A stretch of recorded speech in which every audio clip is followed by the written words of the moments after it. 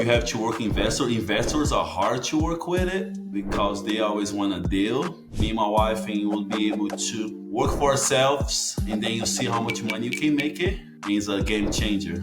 Pay your agents, because there's the livelihood. There's a lot of people, if you don't make a sale, they don't survive. They have to pay the bills. We all have bills, have kids, have families to take care. So don't try to cut. No matter what, if the house is like 40,000 or 4 million, it's always somebody to buy it. You just have to find the right person and the right time. I never gave up. Always find a way to learn without losing clients. You have all this experience, and then you can help your client to navigate it, all these informations and go through to buy or sell. Welcome back to the REM podcast. Today we have Thiago Lucas. Thiago, thank you for coming on. We are here today to talk about investing. You mind giving some backstory of who you are, how you got into the space, and really just what drew you to this niche? I'm actually from Brazil. I'm a retired basketball player. I was born and raised in Brazil. I came to United States in 2007. I went to New Mexico first for junior college, and then I came to Oklahoma. Graduated in 2011. Done different other jobs, sales, tech support, and do many things until I got married in 2018. My wife, she have a real estate background, so she's been a realtor and a broker. Now she's a mortgage broker. And then since I'm from Brazil, I knew a lot of Brazilian, Hispanic people. I have and she's like, Thiago, you should do real estate because a lot of people, other people know you. You'll go to the Thunder games, knew the Thunder players, and she's like, man, you should get it because you do so good. And I tried for maybe 6 times, and then I couldn't pass the test. It was hard for me, so I just gave up. And a year later, she's like, man, you have to do it. You can't be a quitter. So I started doing it again. I took 3 times, and I finally passed. So I have my license since 2021. And it's changed my life. It's I got my license right when COVID happened. They will go to the house, and then people were buying, they will waive an appraiser, they will waive inspection. They just buying like crazy, and then give you 50, 100,000 more with the housework. So compare the job I was making 60,000 a year to make almost 250 1 year. And it was amazing. It was a big change for me. So that was easy and fast money. So I was like, man, that's what I wanted to do. So I've been doing for the past 4 years, and I love it. Awesome. What does your business look like today? Today, I just have 2 closed this week, and then I have 2 more next week. It start picking up now more. It's funny because people they love the rates, and then they see the Fed say the rates drop. So people, they don't care if it drop half points. They go crazy. So I was working a lot of sellers, and I've done many deals to sellers, and now I started working buyers. People going back to the market because the market, they think the rates drop it and drop a little bit. So, and a lot of investors come from California and Florida. Even I have a group of investors from Brazil that since the rates got a little better, they started buying. So I'm starting to become very busy now. That's awesome. What was the problem that you were trying to solve that resulted in you starting your business? Maybe just work for somebody else. It was hard. I was working in a casino. I used to work at a Grand Casino, and I see they will make a lot of money. And work is a W-2, and you think you're making 60,000 a year, you might take 30, and then it's hard to do W-2. And you look at your paycheck, and then you think you're making a lot. And then you get home, and then man, the government take half, So, and then when you start doing we have our own business. My wife is the broker. She's like, Thiago, why? She's have a brokerage in California. She say, I don't want you go before this meeting. I have it with Cal Williams, and then I have to give you 48,000 a year to met the goal until I started getting paid. I was like, no, I'm not gonna do this. I say, okay, I'm gonna go get you my license to be a broker in Oklahoma, and we're gonna do this in Oklahoma. You're gonna work under me as a team, and then all the money I will make it, I'll keep to yourself. And then at the end of the year, we go to the tax write-off and do all this stuff, and then you keep most of the money that we make it. It's different than work with somebody else and then making other people money, and then you only get tax out, and then you're making the money. So I think that when we start doing this, me and my wife, and we'll be able to work for ourselves, and then you see how much money you can make it, and it's a game changer. That's awesome. What's the most common misconception do you think that people have about what you do? People think it's not easy. It's not easy. It's not easy job. Like you also you have to be a realtor.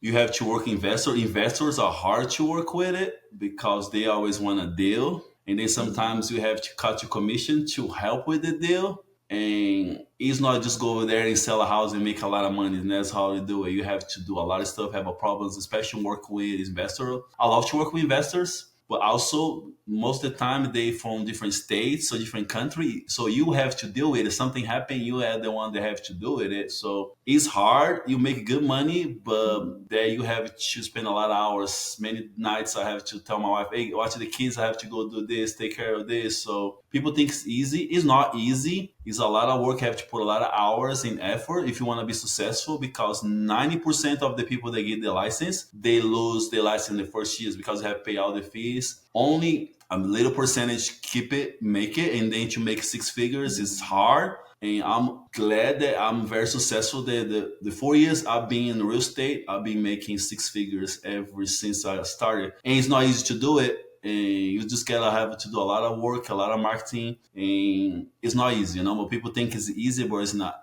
Can you share maybe one or two strategies or lessons that have made a big impact for you in making that six figures?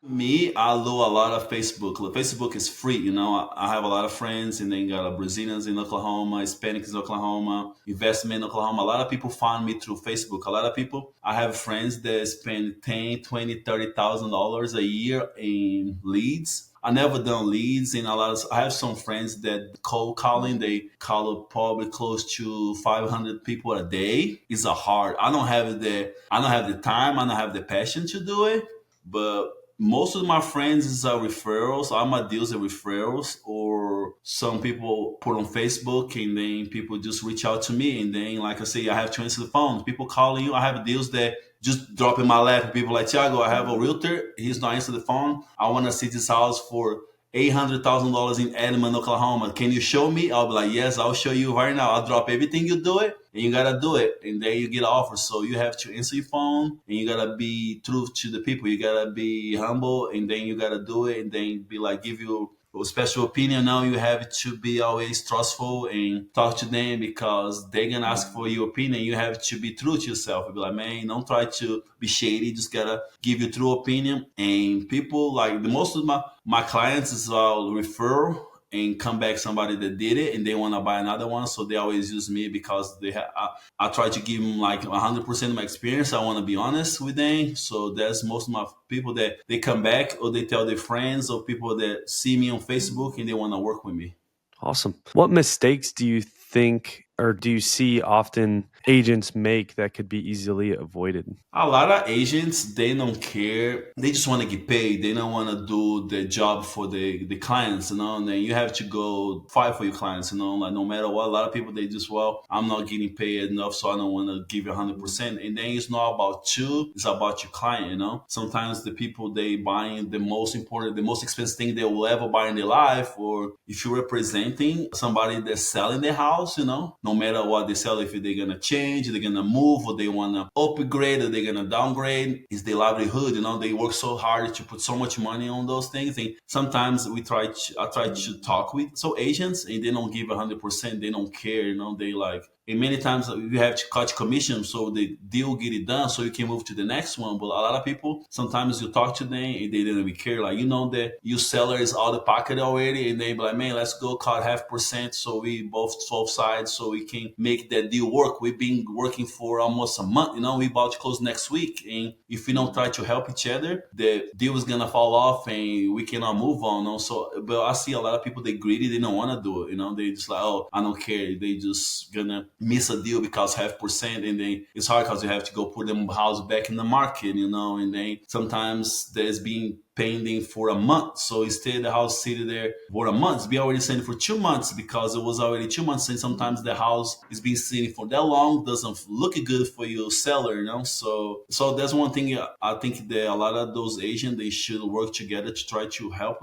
whatever the seller or the buyer, so they can move forward. But a lot of people are greedy and they don't want to do it. Want to get motivated sellers that nobody knows about? Introducing 10x TV. If you want to create credibility in your market, find deals that nobody else knows about, and crush your competition, you need to check into TV commercials. It is the new buzz in the real estate investing industry since we introduced it several years ago. I've been using TV commercials myself for the last 12 years and it's absolutely crushed it. So if you want to learn how to get on TV and to do something that little to no people are doing right now, go to claimmymarket.com. Again, that's claimmymarket.com. We usually only work with 2 investors per market, so if you're interested, reach out to us and book a call to see if you can claim your market before anybody else does.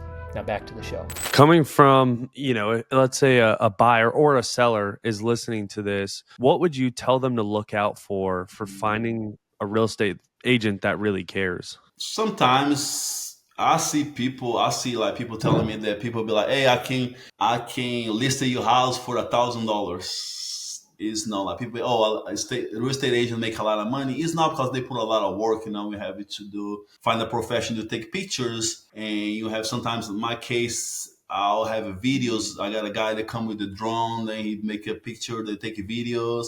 And we spend money, you spend time. You have to see the comps, and you want to be like, oh, you don't want to, somebody be like, okay, you want to sell the house for $1 million.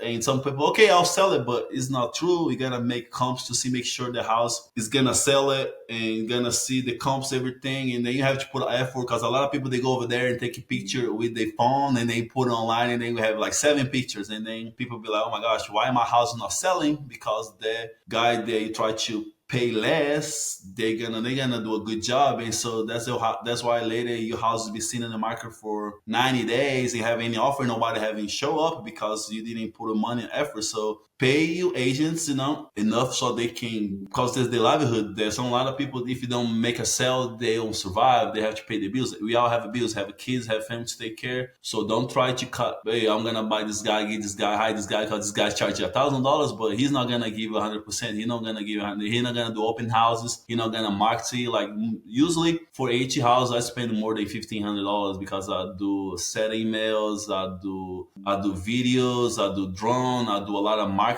like pay marketing, because there's the way you gotta do it to make sure that you sell it. Gotcha. What do you think separates you from, everyone else in your experience? I think that, like, I have my unique way. Everybody's different. It's some agents that probably like in me alive that have the experience, But for me, I think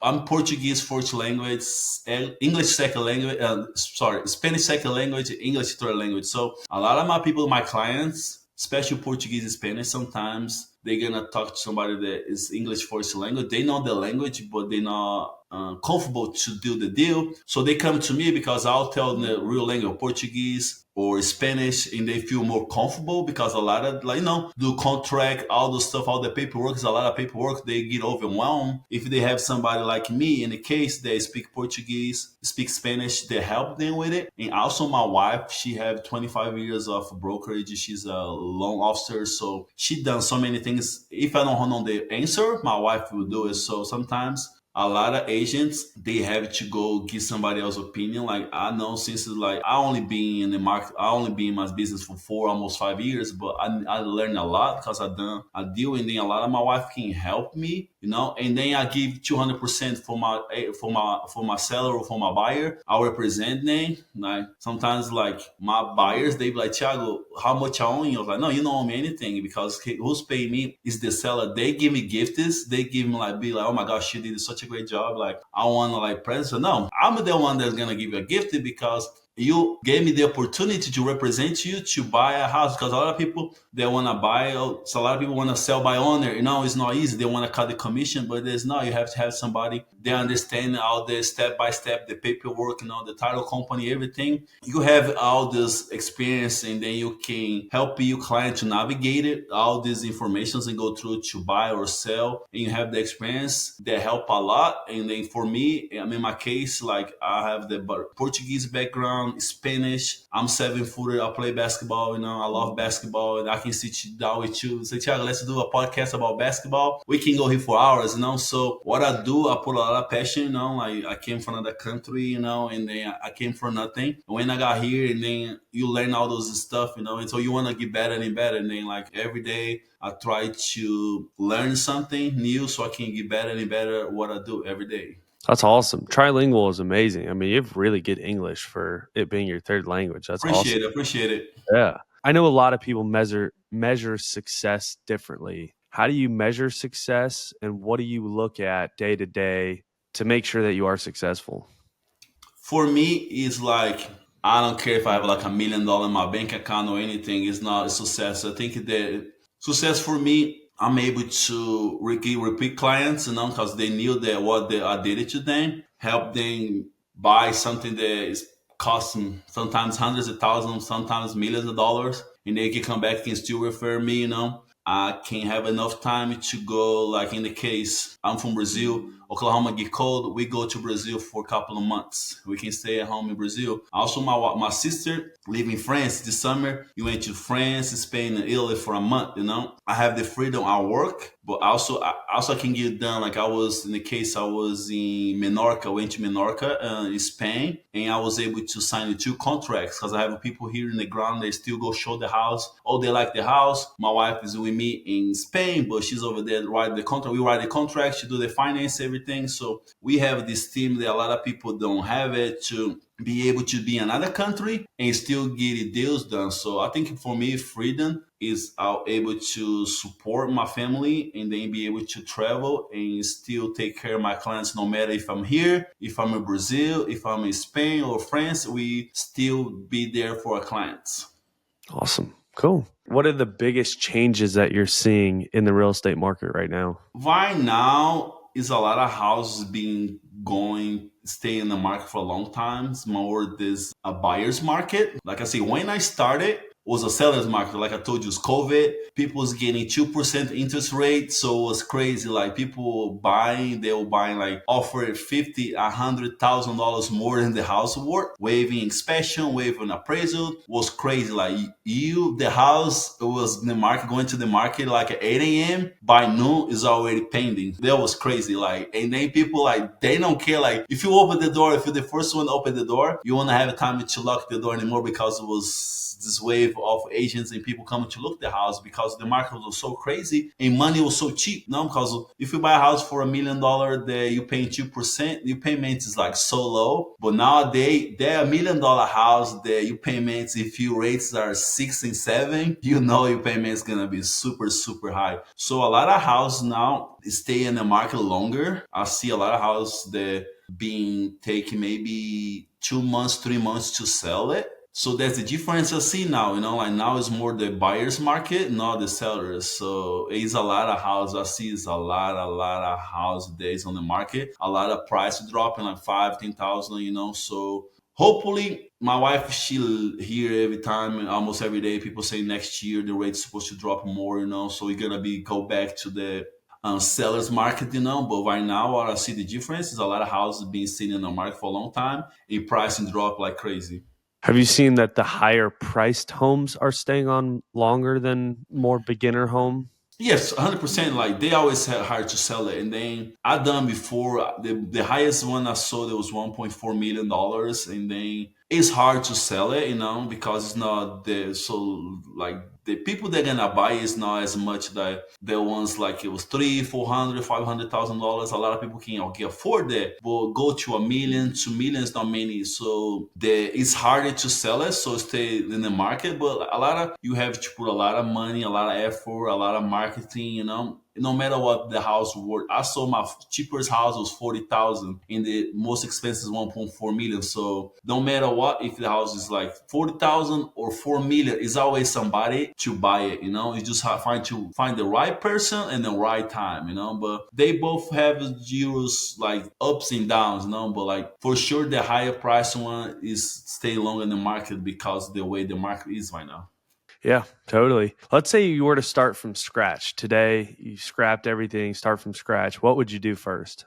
I don't know because like when I started, I have a friend, one of my good friend of mine. He's like, Thiago, just like have somebody do it with you. Like I'll have a clients as soon as I got like my license. And my friend was like, bro, just like have somebody take the client and then you can follow them, like mirror them to see what they're doing. So I was like, no, I'm just gonna learn myself. I watch these videos on YouTube. I was like, man, I'm not gonna my very first person I had was 400,000. I was like, man, I'm gonna make a big chunk of money. I'm not gonna just hand it to somebody. So I asked a question. I have a very good friend. Her name is Evelyn. She's from Brazil too.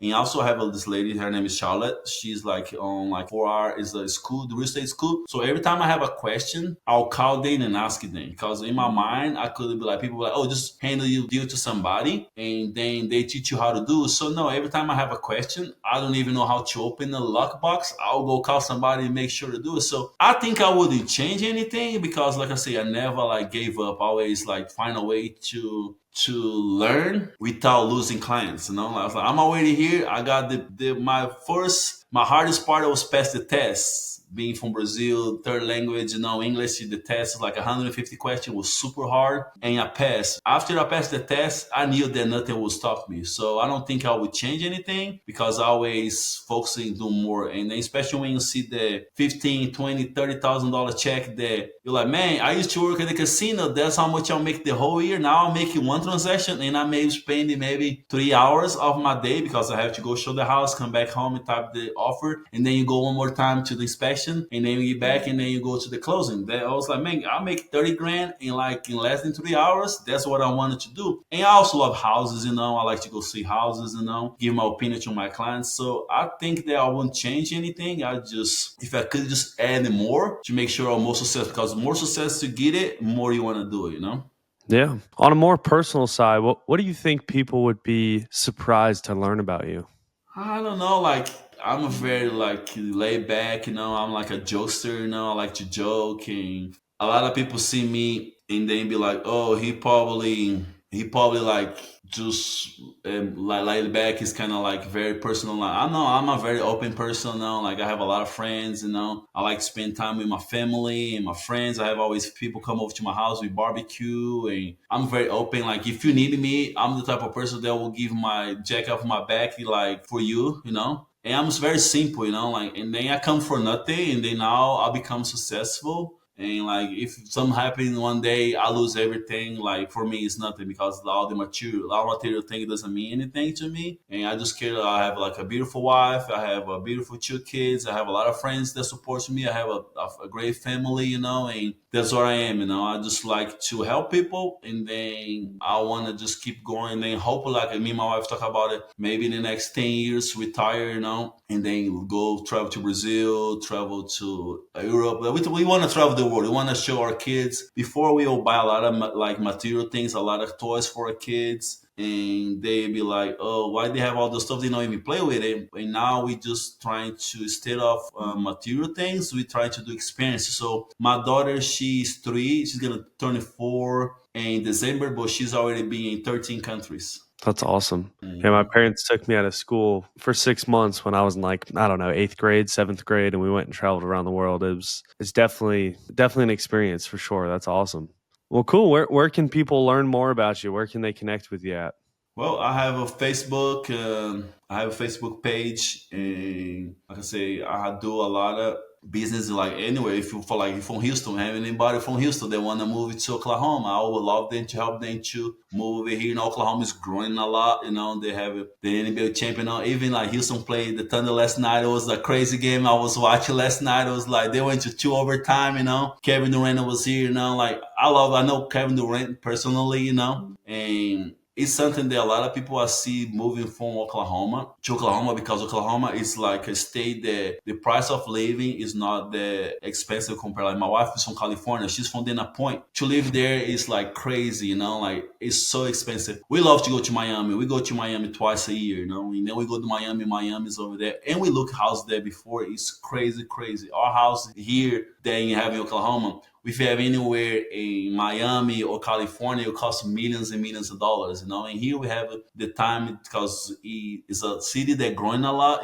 They're building a lot over here. The basketball team now, they're building a soccer field. They're supposed to build the biggest tower in the country. So Oklahoma is growing a lot, A lot of people, Oklahoma doesn't have anything to do, but they have a lot of stuff to do. It's growing like crazy. I got in Oklahoma 2009. Since I'm here, so I've been here for 15 years. So 15 years, 16 years already. So Oklahoma grow, and I know I have a lot of space to grow. And like I say, anybody from Houston, California, anywhere in the country, when I move to Oklahoma, I'll be the person to help them to buy a house. And if they don't speak English or first language, or they speak Portuguese, Spanish, they feel better speaking the first language, I'll be more than welcome to help them. Awesome. Thank you, Thiago, for coming on and talking to us today. And thank you for coming on. All right. Thank you for having me. And like I say, if you need me, I'll be here. Sounds like a plan. Thank you, brother.